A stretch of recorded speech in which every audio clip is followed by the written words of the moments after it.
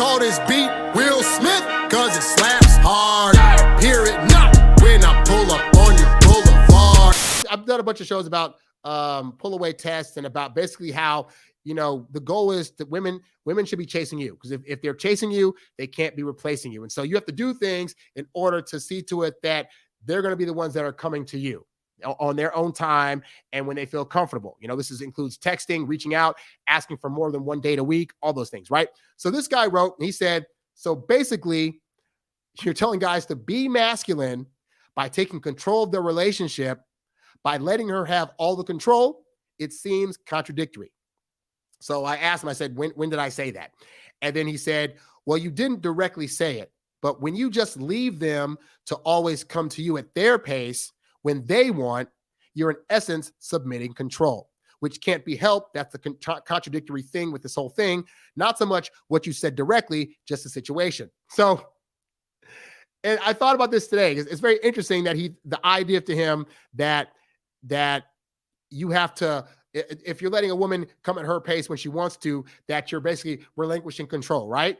And I would argue that as the guy, your job is to know how women function and then create the environment to where she's going to have reactions and operate in the way that you actually want her to react in order to get the results that you want, right? Now, I thought about it like this, right? My mom, God bless her soul, she's still alive, so God bless her soul. When me and my brother were teenagers, right?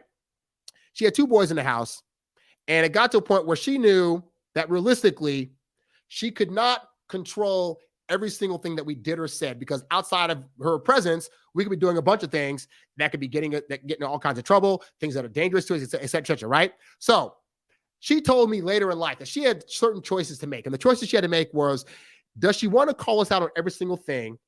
Or does she want to allow us to think that we're getting away with certain things so that way we wouldn't do worse stuff? Perfect example, right? My brother at 15, he started drinking. It's just, teenagers tend to do that. I didn't drink till I was 21 legit, because I was like, I'm not trying to break the law and all sorts of stuff. I don't know how it's going to be if I get drunk or whatever, right? But my brother would drink, right? So she knew there would be times when he would get invited to parties, and she knew on some level that there might possibly be drinking there. And she would let him go to those parties. Now, why would she let him go to those parties knowing full well that she doesn't actually want him to drink? Well, the reason was because she said later on is that she knew that if she were so hard on him about the drinking thing or drinking beers at parties and all this other stuff, and such him being an extrovert and wanting to fit in, that there was no telling if he would go down a worser path. Like, in the grand scheme of things, a beer, it's not the best thing for teenagers to be drinking, but what is he not doing? He's not doing heroin, any kind of strong drugs. He's not getting to other things that are more dangerous, because teenagers are going to want to test the boundaries and want to be able to try things on their own that may be disapproved by parents, right? But she knew that it'd be better for her to have a relationship whereby if something serious happened, he could go to her versus getting on him all the time about drinking. And there were some times where like he'd go to parties and it got a little out of control, and he knew that he could still call her up and be like, hey, I need a ride home, even if he'd been drinking a little bit, Now for me, I got into like adult movies at like 16, 17. And there would be times when I would like take our van and I'd go to like one of the movie rental shops and, try to fake like I was 18 and be able to get these movies, right? And again, mom knew I was doing it. She would do laundry for me. She could smell my room. She knew there were times where like I would accidentally leave like a receipt in the car, or like, leave one of the movies that I was taking back. Like I'd rent two at a time and forget one of them in the car or whatever, right? And so I think there was like one time where she called me out. And even then, what happened was like I left one of the movies in the van and I went out to do something else in the van and saw that the movie was there. And I now had to make an excuse to try to go to drop the movie off, right? And she knew it was in there. And she let me do the whole drive, came back, and she was like, we got to talk. Like, don't be bringing that stuff in my house, yada, yada, yada. But again, if I'm renting adult movies and I'm in my room as an introvert and spending time with myself, is that better than me going out, potentially like hooking up with a bunch of girls, getting one pregnant, getting STD, all this other stuff? Like, yeah, it's better. So she learned that by letting us get away for a few things, or letting us think that we were making our own choices about stuff, that it would allow her to control the environment overall in terms of what she's going to allow in the grand scheme of things in her house. And I bring this up because it's the same thing with women. The reality is that if you're trying to force your agenda on a woman, you're not going to get what you want.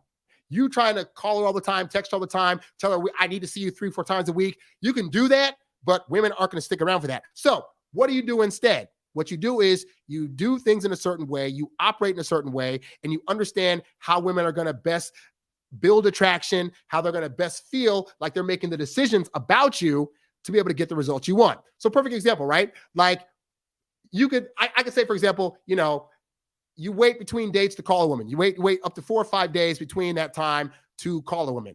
But part of the reason I say that is because we want to see where her agency is at. We want her to be the one to text us first, to be the first one to call us first, to get a gauge of her interest. Now, I have learned if you leave a woman alone in between those dates, because you're anticipating you're going to call her on day 4 or 5 for that. You already know what's going to happen, right? But if you give her that time, then she might start to think, I haven't heard from this guy in a while. I haven't heard a text from him. He hasn't asked me out again. Like, I wonder what's up with that. You know what? Maybe I'll reach out to him to see where he's at.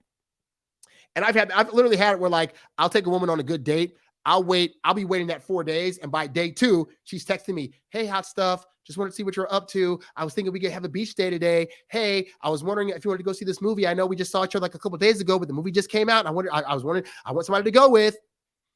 And so I want her to reach out, but I couldn't make that happen if I'm reaching out all the time to her. So in essence, I'm controlling the environment by saying, I'm going to back off and allow you to make the decision you want, knowing full well the decision that she ends up doing is the one I wanted her to do the whole time. But I can't make her do that. I can just set up the situation and scenario to where the thing that I want to happen is probably going to happen. You know why I tell you guys wait 2 to 3 months before you get into that relationship conversation is because based on my experience in the dating world, I have found that I could do one or two things. I could try to ask a woman about her feelings for me and say, hey, what are we? Where are we at?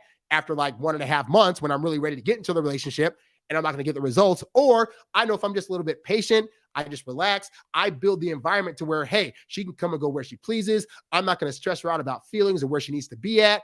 Then I find by month 2.5, I'm getting what I want. They're coming to me. Hey, so I'm just curious, like, do you really like me? Do you think we should be a thing?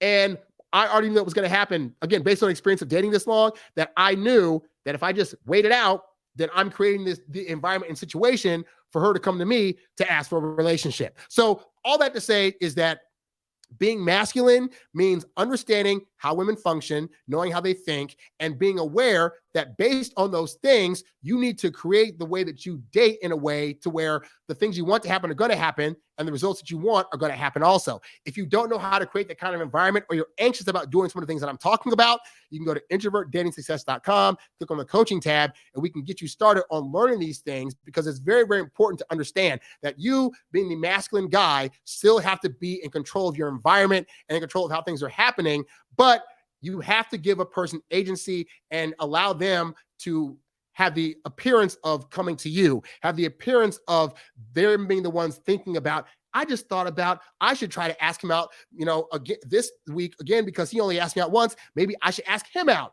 And you set that up the right way. That kind of stuff's going to happen, but only if you're aware of what those things are. So hopefully, guys, this helps you out. What the French toast? What the French toast? Brothers mad and they still trying